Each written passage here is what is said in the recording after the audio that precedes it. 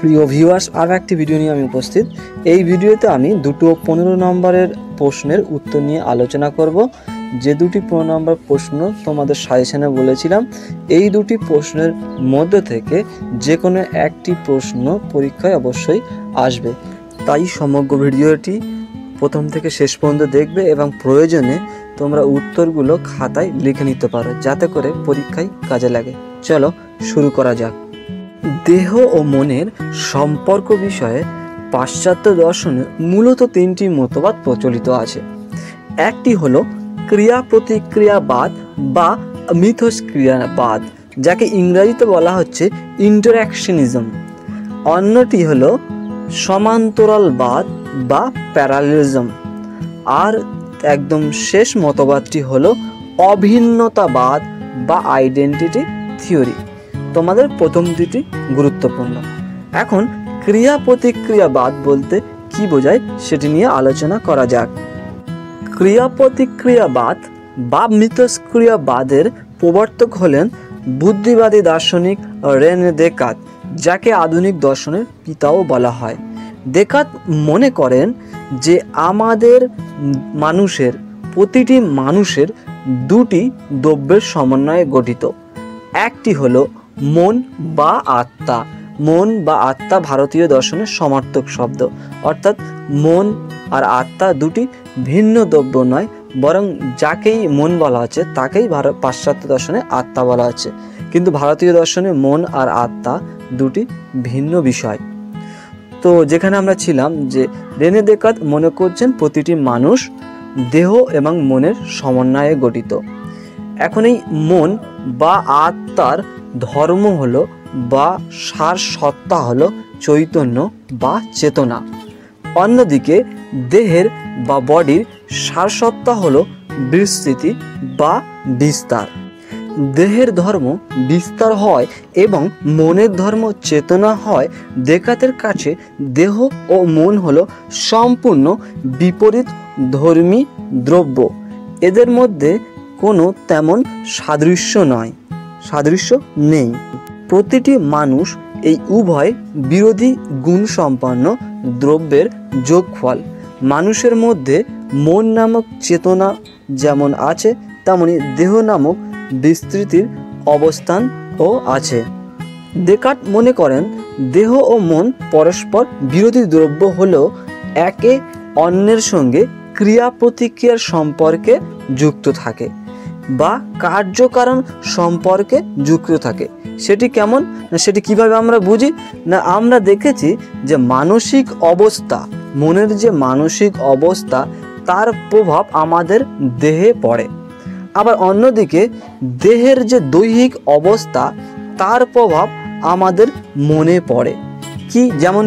যেমন না, যদি আমাদের মন আনন্দিত থাকে তাহলে কি দেহের সক্রিয়তা বেড়ে যায়, তাই কি না মনের প্রভাব দেহের উপর পড়ে।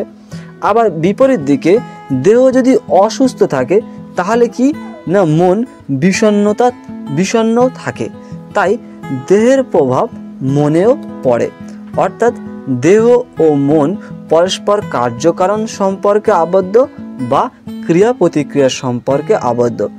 দেহ ও মন সম্পর্কে দেকার্তের এই মতবাদকে ক্রিয়া প্রতিক্রিয়াবাদ বলে গণ্য করা হয়ে থাকে।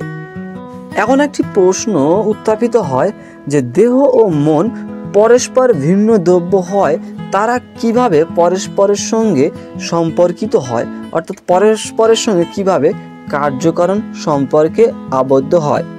এর উত্তরে দেকার্ত বলেন আমাদের দেহে প্রিনিয়াল নামক একটি গ্রন্থ আছে, যার মাধ্যমে মন ও দেহ পরস্পর ক্রিয়া প্রতিক্রিয়ার সম্বন্ধে আবদ্ধ হয়। দেহ ও মনকে দুটি নিরপেক্ষ দ্রব্য হিসাবে স্বীকার করায় দেকার্তকে কি বলা হয় না দ্বৈতবাদী দার্শনিক বলা হয়। এখান থেকে এমসিকিউ প্রশ্ন আসতে পারে যে দ্বৈতবাদী দার্শনিক হলেন। উত্তর রেনে দেকার্ত। এছাড়া প্রশ্ন আসতে পারে যে দেহ ও মনের মধ্যে কার্যকারণ সম্পর্কের কথা কোন দার্শনিক বলে থাকেন। উত্তর রেনে দেকার্ত। এখন দেহ ও মন সম্পর্কে সমান্তরালবাদ নিয়ে কিছু কথা বলা যাক।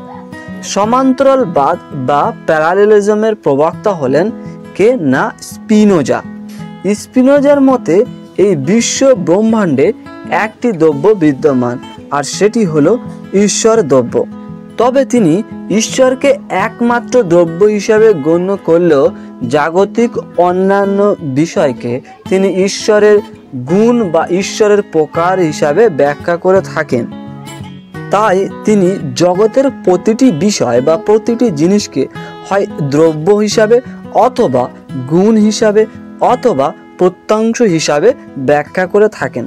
তিনি বলেন ঈশ্বরই একমাত্র দ্রব্য, বাকি সব কিছু হয় ঈশ্বরের গুণ অথবা ঈশ্বরের প্রকার।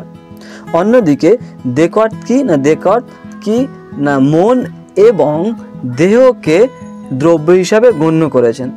এখান থেকে স্পিনোজার সঙ্গে দেকার্তের মূল পার্থক্য। দেকার্ত দেহ এবং মনকে দ্রব্য হিসাবে গণ্য করলেও স্পিনোজা দেহ এবং মনকে ঈশ্বরের প্রত্যংশ বা প্রকার হিসাবে গণ্য করেছেন। তবে উভয়ের মধ্যে সাদৃশ্য হলো উভয়ই মনে করেন দেহের গুণ হলো বিস্তৃতি এবং মনের গুণ হলো চেতনা। তাহলে স্পিনোজার কাছে চেতনা এবং বিস্তৃতি এই দুটি কি একটাই দ্রব্যের দুটি দিক মাত্র, কিন্তু দেকার্তের কাছে চেতনা এবং বিস্তৃতি এটি দুটি দ্রব্যের সারসত্তা। স্পিনোজা মনে করেন যে দেহ এবং মন দুটি পরস্পর ভিন্ন এবং পরস্পর নিরপেক্ষ প্রকাশ বা প্রকার হয়, তারা পরস্পরের সঙ্গে ক্রিয়া প্রতিক্রিয়াশীল সম্বন্ধে আবদ্ধ হয় না, বরং দুটি সমান্তরাল সরলরেখা যেমন পরস্পর মিলিত না হয়ে অগ্রসর হতে পারে, তেমনি দেহ ও মন পরস্পরের সঙ্গে কার্যকারণ সম্পর্কে আবদ্ধ না হয়েও কাজ করতে পারে এবং তারা এইভাবে কাজ করে চলেছে। অর্থাৎ দেহ ও মন পরস্পর সম্পর্কযুক্ত না হয়ে সমান্তরালভাবে কাজ করে চলেছে। এটিকে দর্শনের ভাষায় বলা হয় সমান্তরালবাদ। এখন ক্রিয়া প্রতিক্রিয়াবাদ এবং সমান্তরালবাদের উত্তর আমি ভিডিওর পরের অংশে দিয়েছি, তোমরা পারলে ভিডিও এই অংশ থেকে লিখে নিতে পারো। এছাড়া ভিডিওর যে আলোচনা করলাম সে সম্বন্ধে কোনো প্রশ্ন থাকলে কমেন্টে করতে পারো। ভিডিওর শেষে এই সেকেন্ড সেমিস্টারের জেনারেল পেপারের আরও কিছু ভিডিও করা হয়েছে, তার লিঙ্ক দেওয়া আছে, সেখান থেকে প্রয়োজন অনুযায়ী তোমরা দেখে নিতে পারো। ধন্যবাদ।